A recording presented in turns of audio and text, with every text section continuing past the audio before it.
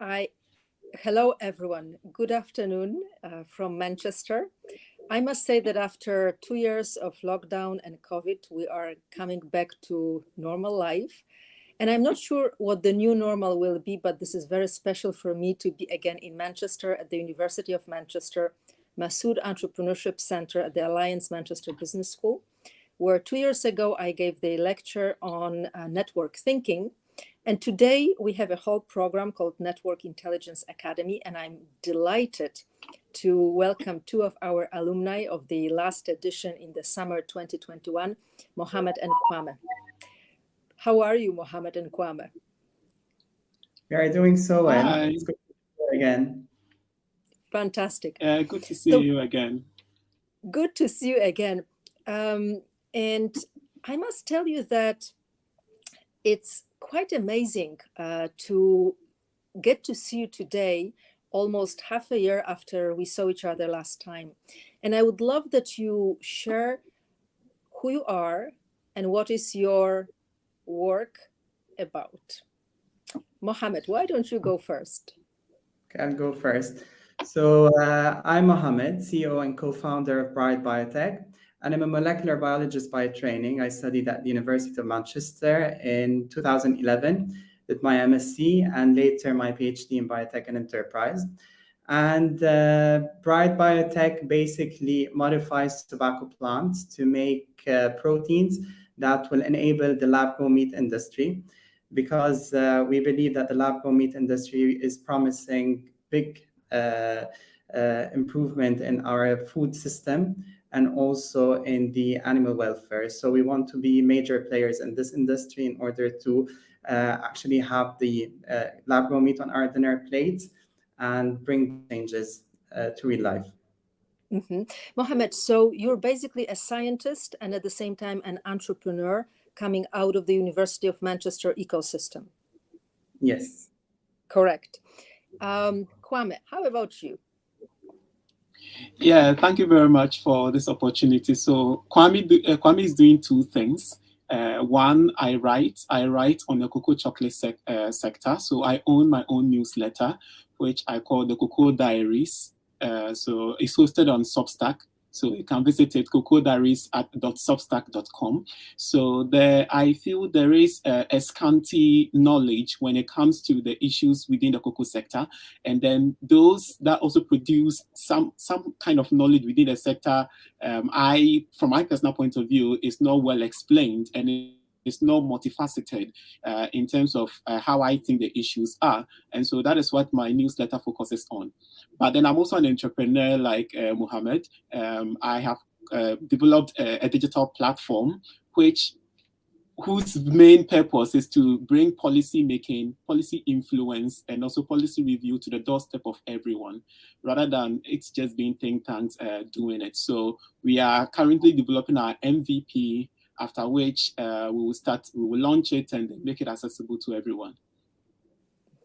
Fantastic. So let me also introduce myself because, well, I think I'm a little bit older than you are, but I also consider myself an entrepreneur and a policymaker and scientist. And my whole research is about network science and innovation. I developed the methodology called network intelligence that we tested originally with the EIT alumni. And then today we're meeting thanks to the support of the EIT Higher Education Initiative. I was actually one of the founding board members of the European Institute of Innovation and Technology back in 2008, which is one of the most daring educational experiments in Europe, if not in the world, trying to develop what it means learning, entrepreneurship and innovation in the 21st century. And I'm also an honorary professor at the University of Manchester. So what I would like to talk today is about your journey over the last 6 months, because I believe that there were some major developments following our Network Intelligence Academy last summer, but also many other things. So how about a quick wrap up? What has happened over the last 6 months? Should I start? Maybe Mohammad you can start. Yeah. Absolutely. Yeah. Well, I always call 2021 a magical year because of the many things that happened since June up until today. But June was the turning point in the direction of BrightBiotech. And it was around the time when we boarded on the network intelligence program. So just at the beginning of that month, we were admitted into the EIT Food Seedbed Incubator. And as part of the activity, we had to engage with at least 100 meaningful conversations. Now, when I heard that, it was just like a shock to me, being an introvert. So, and few weeks later, we were approached by the Masood Entrepreneurship Centre telling us about the Network IQ Academy, and it just was the perfect timing. So what I thought was a very difficult thing to do became very easy through the guidelines and all of the activities that we did on this program, which eventually opened up so many opportunities. So the EIT Food Seedbed Incubator eventually allowed us, and the market validation that we've done allowed us to receive pre-seed money, around 200,000 US dollars in cash contribution and in-kind contribution. And it opened up the opportunity for us to start speaking with VC firms, which had a very happy ending. So that's why I called the beginning of the journey that we went through together, magical journey. Wow, that's Mohammad, a great story. But wait a second, let me digest this slowly. So what is a meaningful conversation? You said that you were to engage in a meaningful conversation. So what is, first of all, a meaningful conversation? Meaningful conversation is having answers to the assumptions in order to validate that there's a need to what you are developing. So it's basically validating your value proposition by speaking to stakeholders. So any positive or negative answer that you get from the industry is a meaningful conversation. And these meaningful conversations mean also accessing information, accessing insights, accessing extra network, because we were expanding our network through the initial points of contacts. Eventually, we were getting to the very high people and the stakeholders and getting to understand the industry without having to do a lot of reading. Because in my case, there was a pivoting in the business model.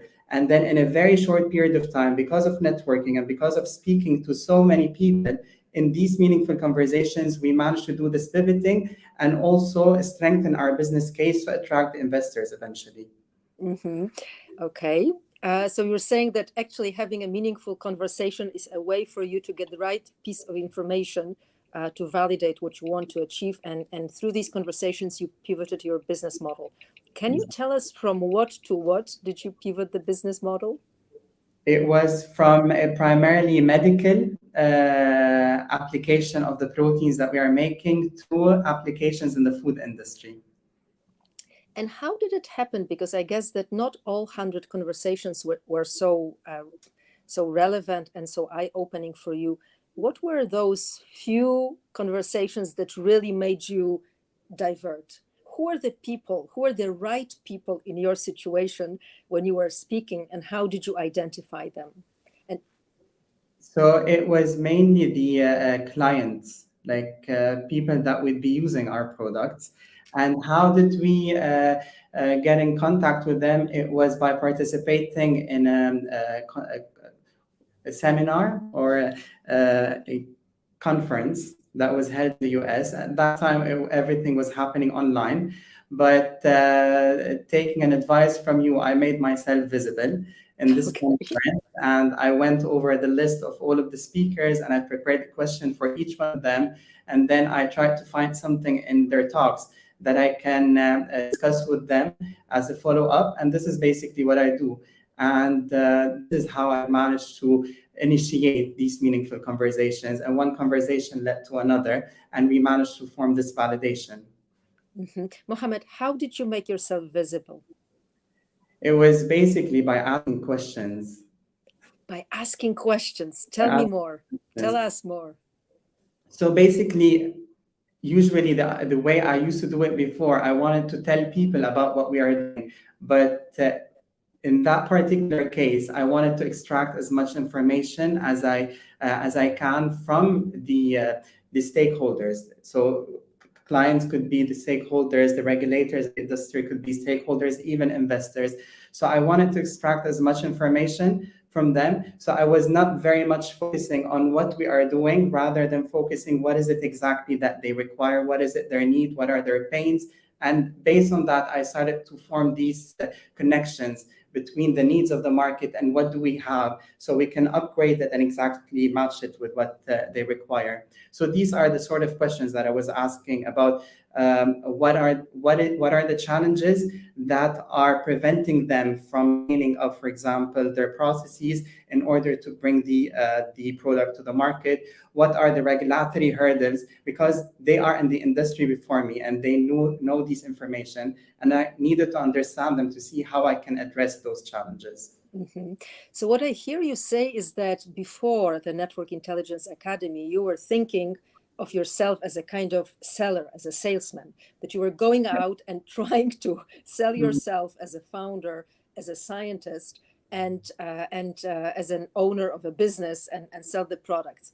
And after the Network Intelligence Academy, you kind of changed the behavior and were much more ecosystem centric. So you looked at the ecosystem and you let your ecosystem speak to you in a way, right? With the right stakeholders. I think it's really interesting what you're saying, because in our research on how people utilize networks, the people who utilize them to sell things, and it can be a scientist selling ideas, or it can be an employee selling skills, or an entrepreneur trying to sell products or services. These people do it very often, but this is surprising how few of them are successful.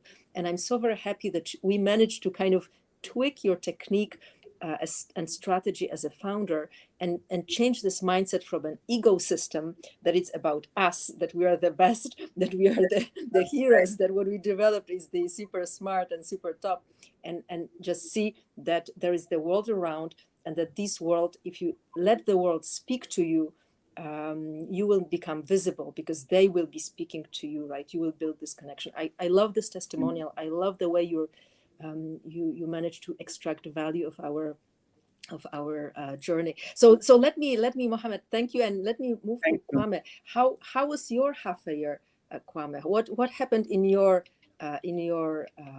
company and in your life as a writer, as a blogger, as an entrepreneur?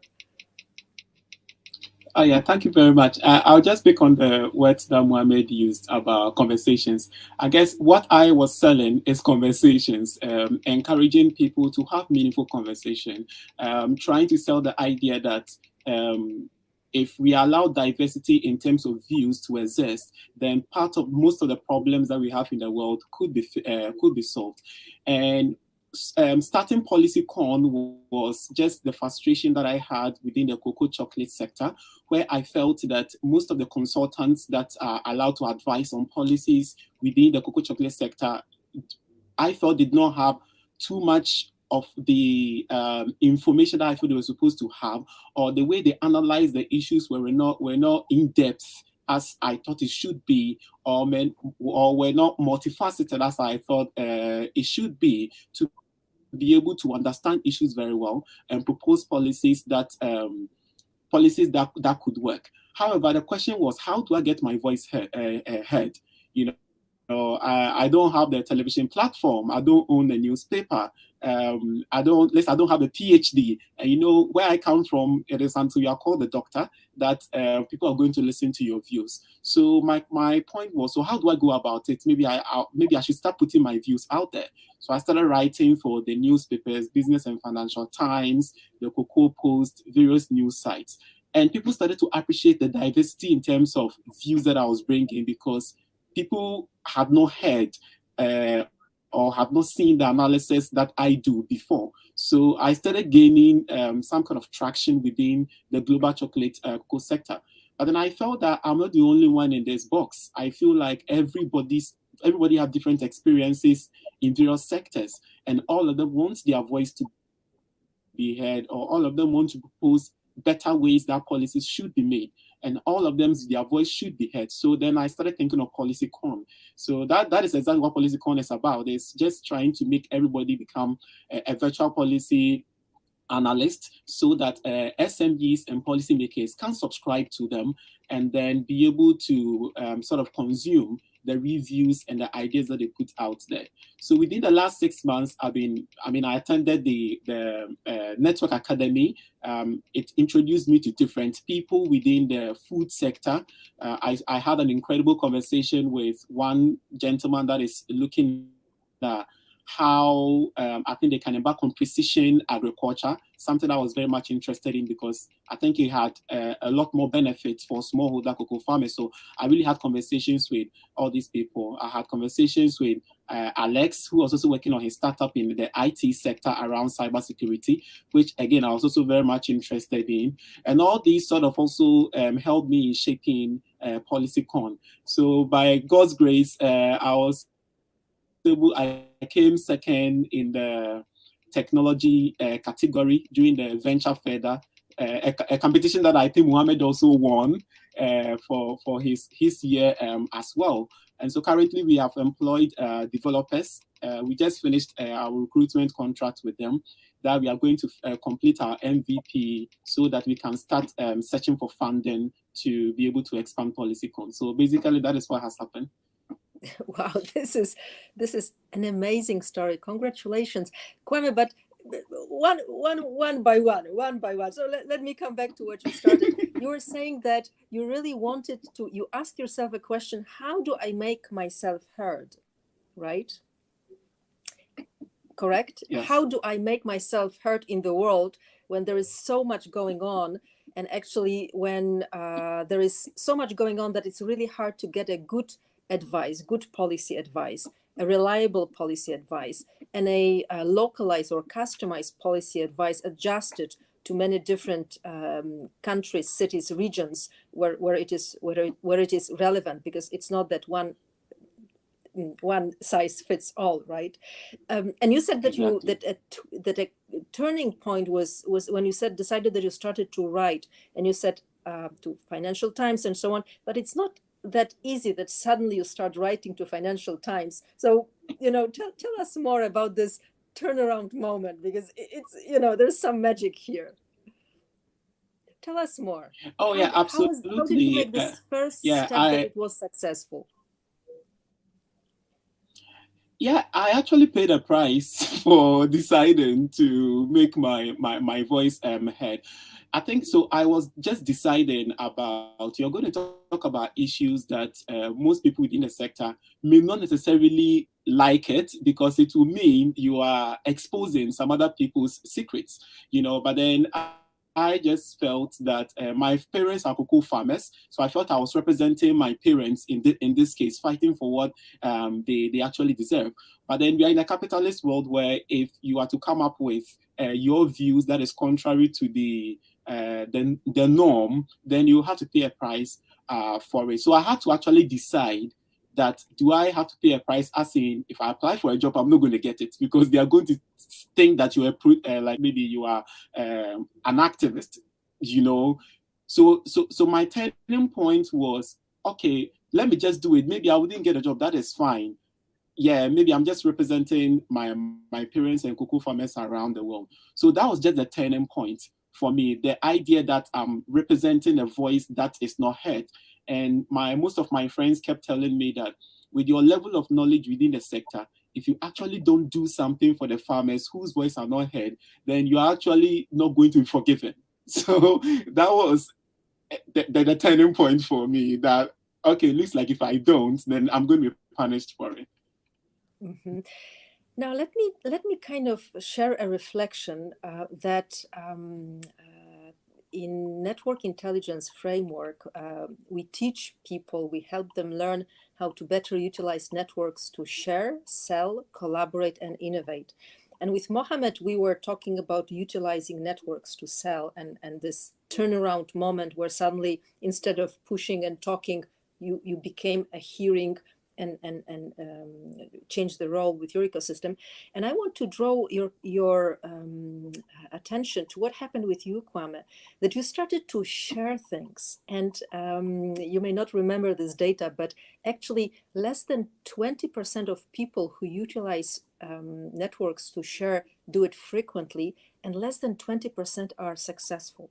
So actually, we live in a sharing economy where we share ideas for free, we share knowledge for free, we share content for free. It's all about sharing economy, but it's so very hard to share. And you decided to share your knowledge, your insights, representing in a way a community of farmers who are never or will never be in a position to speak for themselves. Can you elaborate a little bit more? What made you feel that you have the right to do it? You know, what made you feel, you're saying that your friends were saying that you will be penalized, punished if you don't do it. But from your perspective, you know, what made you so strong that you can speak on behalf of other people? Yeah, that's a very good question. And I think that's a question I'm trying to still answer for myself. Okay. But then the reason the reason why I felt that I could speak for them was, one, I have a personal connection within the sector for the people that I wanted to speak to. So my parents are cocoa farmers in Ghana, you know, and then when you are young, you actually don't understand how things work. But then as somebody who grew out of the cocoa farm and worked within the sector, fortunately, I worked in a company where I was told to work on some cocoa projects. It was just by coincidence. And then just working on this project from scratch, I was able to connect the knowledge I have as a cocoa farmer's son, and then what I was experiencing as a project manager within the cocoa chocolate sector. And I was just trying to make sense of out of all of them, and this wasn't making sense for me.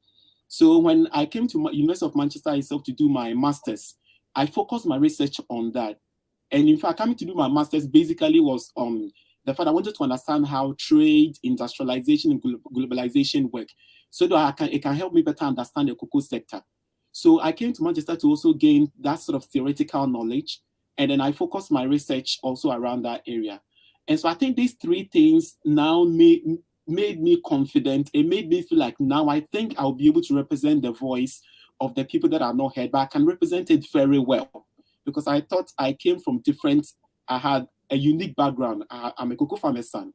I've worked in the sector before. I've done research in that area before. I was supervised by a well-known researcher in the cocoa sector as well. So I think these are the things that made me feel like now you have the knowledge to now enforce, I now have the knowledge to now make me feel that I have the right to be able to represent the voice of the unheard. This is phenomenal. This is absolutely phenomenal. And I just, I honestly, I'm very much impressed because, it's really when we think about the world and when we come to a university, sometimes we do not really know what is our purpose. And we try to look for it. We look at people who already found it with some admiration that they are maybe more advanced. And I think that the biggest, when you remember, when we talk about the purpose network fit, that you need to build the right ecosystem to support you in achieving your purpose, the sense of purpose is so very important. And a secret is that you do not think of a purpose sitting in an armchair or sitting in a classroom. It happens because through a series of coincidences, you start to connect with other people, with a community, that you start feeling that you belong. And I remember, Mohammad, you were telling me that you went to this industry conference last year when you spoke with many different potential clients and business leads.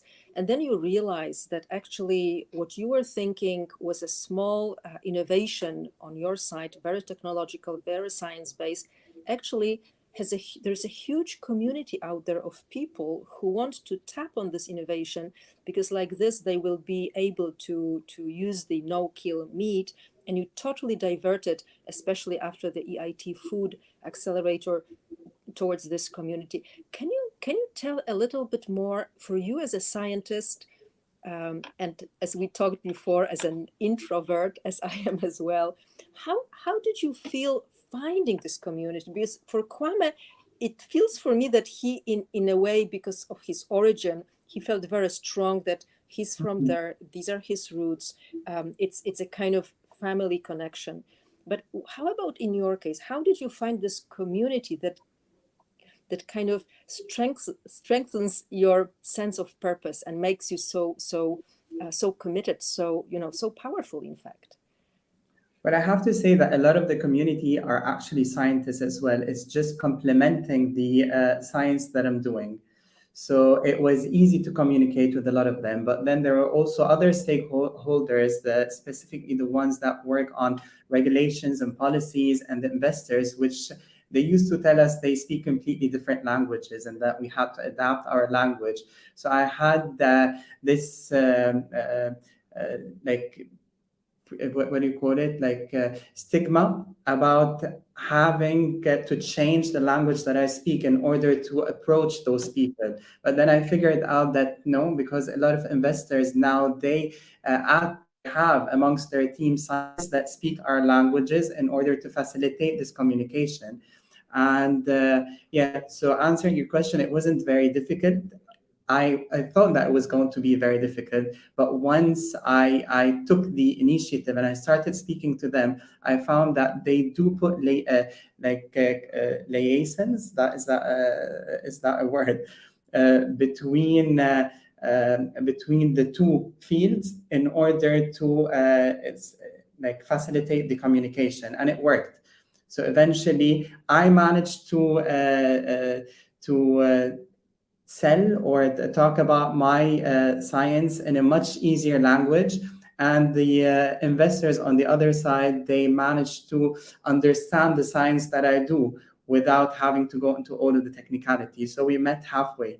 So yeah, going back to your question, it wasn't as difficult as I thought it was going to be. Mm-hmm. And how do you keep connected, Mohammad, to this community now that you have actually raised $2 million?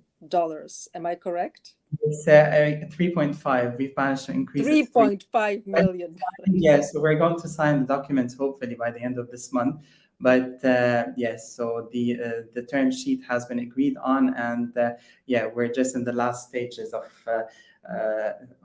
finalizing the legal documents. So actually, you were extremely successful in closing a transaction, in going to secure funding for the next stage of your business of BrightBiotech, and how this community, being able to communicate with this community of purpose-driven investors who want to invest in the technologies that are sustainable, that respond to the new needs of the younger generation, and how did you do it? What were the kind of key turning points where your maybe network intelligence helped you manage certain sensitivities, certain sensitive points? Well, it was a learning journey, because the fundraising, it's something very different to what we do as scientists in the lab. And there are a lot of legal jargons. There are a lot of that we have to discuss with the investors. But yeah, so these were some of the challenges. But then there was a learning process happening as I was doing it. Every time I was speaking to an investor, I was learning a new thing. They were very supportive as well. They don't expect you to know their language 100%. So with the networking intelligence, it helps you to listen. And then, so it's you act as a speaker and also as a listener.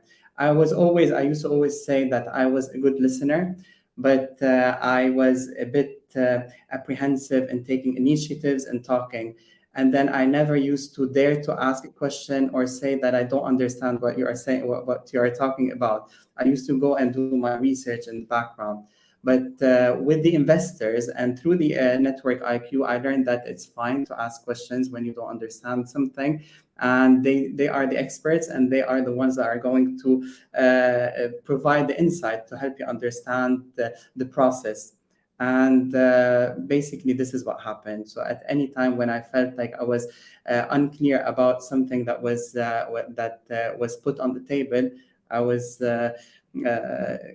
confident to say that I don't understand what you're saying, and if you can elaborate a little bit more, or if you can send me more information. And through my networks, I managed to also, so sometimes I was talking to investors, and I've made networks outside the direct contact, and I was always going back to them and ask them, what do you think about this? This is what they put on the table. And then they were giving me more information about, and also sharing their insight in order to help me make a decision. So so that was the importance of networking in me having to deal with the fundraising process. And even though it was my first time doing fundraising, and it's a very humble experience, now I'm being invited to master classes to talk about my experience in fundraising which ended up to be very successful in a very short period of time. So fantastic, Mohammad. So I hear you say that you gained self-confidence, having higher network intelligence, this self-confidence that you can be authentic, that you can say what you don't know, that you can ask for clarification, that you can show your vulnerabilities, and that this is perfectly okay. oh yes. And this is extremely important, especially as we live in the world where everyone is in a way trying to fake a little bit, and it's so easier to become someone different. So network intelligence helps you use this digital environment, hybrid work environment, to be an authentic leader. Kwame, how about you? How do you build the ties with your community? How do you make people relate to you, respond to you, engage with you? Because it's not only one way, right? There's also you expect them to engage in some kind of dialogue, and hopefully do certain incubate ideas that become projects and partnerships. Is this correct? Oh yeah, absolutely. And I think Mohammad said something that was quite interesting when you were talking about the fact that, like your businesses, you have like a biotech, and then you are doing the conversations to help you do the business. And then mine is my service is a conversation. It's like I am selling a discussion. I am saying I want people to talk. I want people to be able to understand that there are different perspectives out there. And so everything about mine is about conversation. And it's not easy, because you are talking about policies and practices that bigger corporations are embarking on, regulators are embarking on, that a lot of people do not have that kind of understanding. And so the way I engage with my audience is really being very clear in my conversation. I break my English down into a layman's language so that everybody can understand. If I'm explaining economic terms, like if I'm saying something that is maybe of an economic theory, I try to explain it in a layman's language for them to understand. And so one other thing that I usually do is that anytime I write my article, I send a draft to somebody who is not within the cocoa sector to read, to tell me whether they understand that. And one thing that I found very useful that made me feel like I was actually doing the right thing was I got one student, one PhD researcher, who reached out to me and said, the supervisor put my article on her report, that she should read my article to revise her report, and she should also get in touch with me to learn more from me, because it looks like I have a lot more knowledge in the sector. So it made me feel like, well, okay, if a PhD supervisor could, put my article, which is not peer reviewed, by the way, even though like it's unofficially peer reviewed by my friends, but for them to use that meant that I was saying something that is not out there, which actually validated all the things that I was saying. And I got an agri-tech company in Cameroon that also got in touch with me to help them create like a circular economy for the cocoa for over 2,600 cocoa farmers that are within their reach. So which meant that the concerns that I was sharing through my writing also really resonated with the very people within the cocoa sector, the farmers themselves. That is one. And also those are the research hems of affairs also. And so, yeah, so basically that's what I was saying. And also the medium through which I share my writing. So I'm posting it on LinkedIn. You know, I'm still putting it in the Business and Financial Times and all the other news sites. I have my newsletter that have a lot of subscribers that follow. And interestingly, I have people who are not in the cocoa sector, but because of the way I write and the kind of knowledge and the insight that I share, are also interested in reading. I get emails upon emails of people saying that I never understood it this way. I get people from the cocoa, within the industry, you know, saying, I never, for all these years I've worked in the sector, I never understood this issue that way and all that. Yeah, so I guess that is what I can add in that sense. Super. Kwame, and the Network Intelligence Academy was supported through EIT Higher Education Initiative, which aims to accelerate, to support transformation of universities so that they become themselves more innovative, more entrepreneurial, but also that they support people, students and faculty who want to be innovative and entrepreneurial. How would you reflect on your experience at Manchester, being a student here, being, you know, thinking up of your own project, of your own blog site, of your own policy advisory? How would you comment on whom you met and what you learned at Masood Entrepreneurship Centre? You know, what helped you, and maybe what would you like even more to happen for the next students who will come here? So I came to Manchester as an international student. So the advantage that I actually had was the fact that I became the first international student to be elected the General Secretary of the Students' Union. And so I had access to their management, and it's literally everybody. And I'm somebody, even the business I'm doing, I'm very curious. You know, I always want to enter places where nobody is entering. I always want to ask the question, anything that comes to mind, I really want to explore why. And so I felt that it's very hard for international students to get a job in the UK, to be honest. And so I had discussions with the management, and I said, if you are to train international students to gain some entrepreneurial knowledge and skills, and they don't get a job, at least they have something to work with. You know, maybe they can create their own small business. They can find ways of identifying opportunities that they can convert into ventures. And so I remember speaking with, I was speaking with the director of Masood, that's Lynn Shepherd. And then I was ranting at one university committee meeting. I was just making noise, ranting, like, you need to do this, you need to do that. And Lynn said, you are preaching to the converted. We already have Masood Entrepreneurship Centre there. They have funding that you can, how do we call, Nick Sanders fund, that they give you between 1,000 and 2,000 to be able to use that to explore an idea that you have, to see whether it's viable. So that is already there. And that is something I was talking about. So I was like, oh, okay, then maybe we can work together. So then I started working with Lynn and Tony, looking at what are some of the entrepreneurial activities we can develop on campus. So we're able to develop an entrepreneurial program for the student societies, where they can come and pitch a program and get £1,000. This is even just for the societies. And again, we created like a legacy webinar that all students can attend at the beginning of each year. And the student union is able to assemble over 20,000 students attending our freshers program. So we're able to create that also for it to happen. So after my student union job, I was like, okay, I don't have a job. I'm applying for a job. I'm not getting it. So like, what am I supposed to do?